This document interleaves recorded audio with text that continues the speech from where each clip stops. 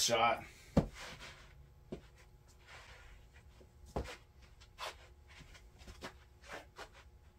You know what's up.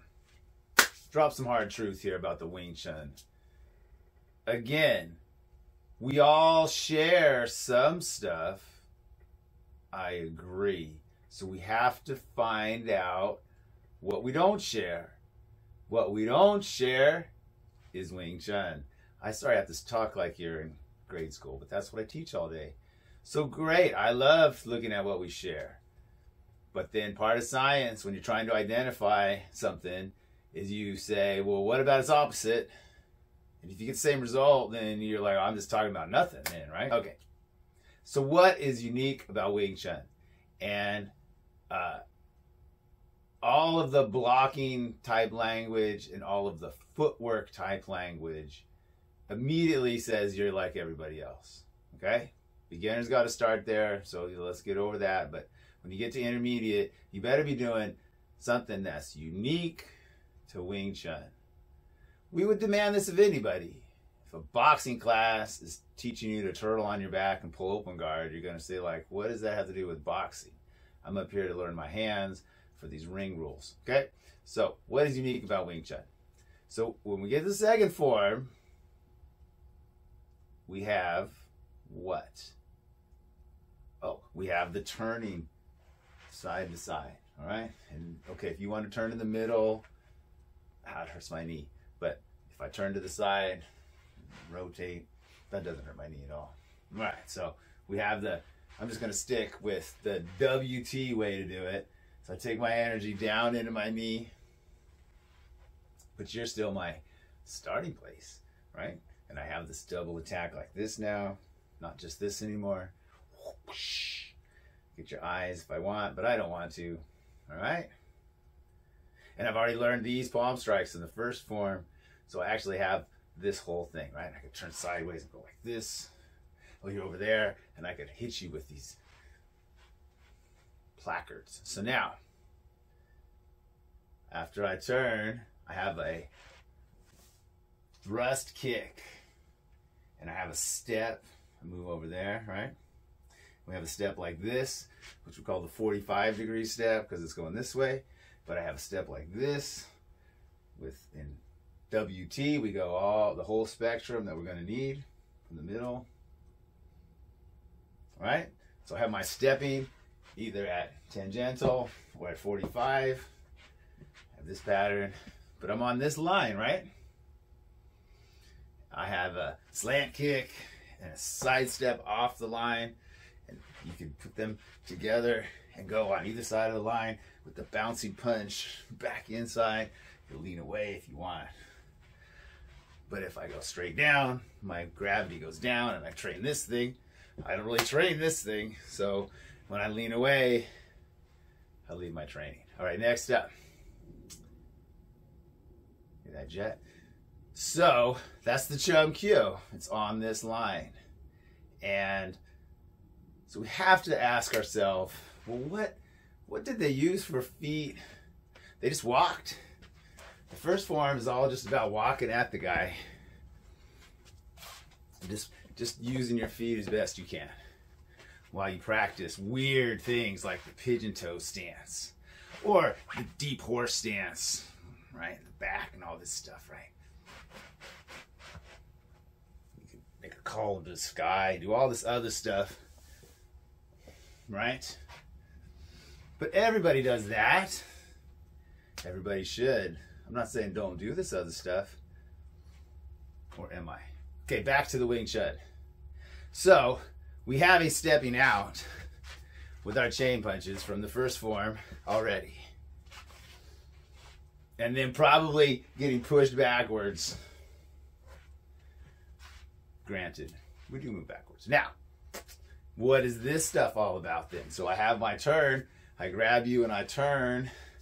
When I grab you and I turn, I have a jump out turn in there. When I grab you and I turn, I have the cross tan sao position from the WT's first chi sao section, right? So, that is what Wing Chun is supposed to be. The chi sao section applies directly to the thing that's in the form exactly. It's like a linear thing. To remind you, the Chum Kiu from Lung Ting Systems has some additions. So we have an actual side kick instead of just the simple thrust kick, right? Of course, the slant kick at the end. And then we have a punch underneath. We have the high man sao position and the whip of the man sao at the end.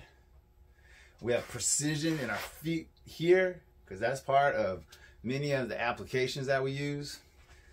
So turning yourself around is part of the strength for some of the kicks.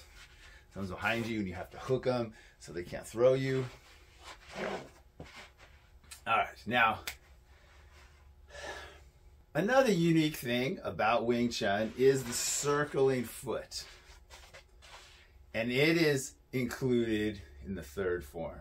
The circles are linked with parts of the form in that third form, but you don't have to wait that long.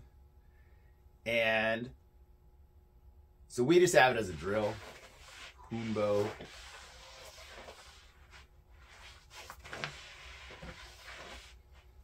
I have a set of exercises there. You know, you have posture pulling with your punches, posture pulling. All right.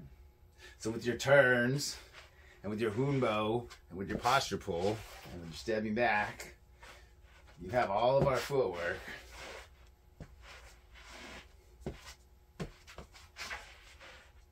And you practice this, of course, but it's not part of the form. It's a formula. That means, like, it's a formula, and you're an engineer, and you're going to do something, and you're like, we're going to use this to make sure everything that we do matches up with the formula. And then when you got to measure something, you have your ratio. Well, like, all the boards in here are 3 to 9. So everything's got to be done in 3 to 9 formula. I'm trying to keep it simple, friends. All right, next up on the forms. Again, the third form. All right, boom, you do your elbow techniques. And then you attack somebody and you go forward on that line that way. All right. And then you come back with your circle. Yeah.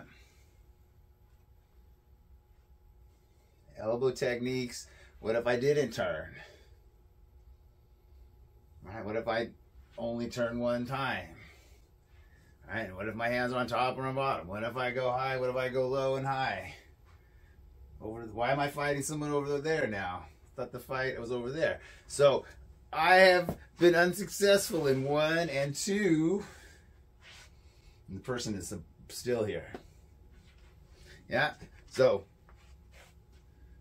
Chum Kiu should win. And then if they're still here, where are they?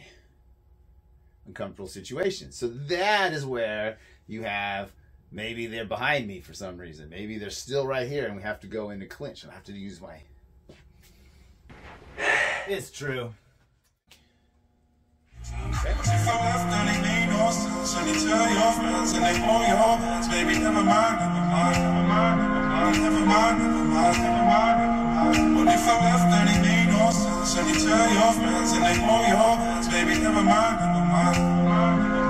mind.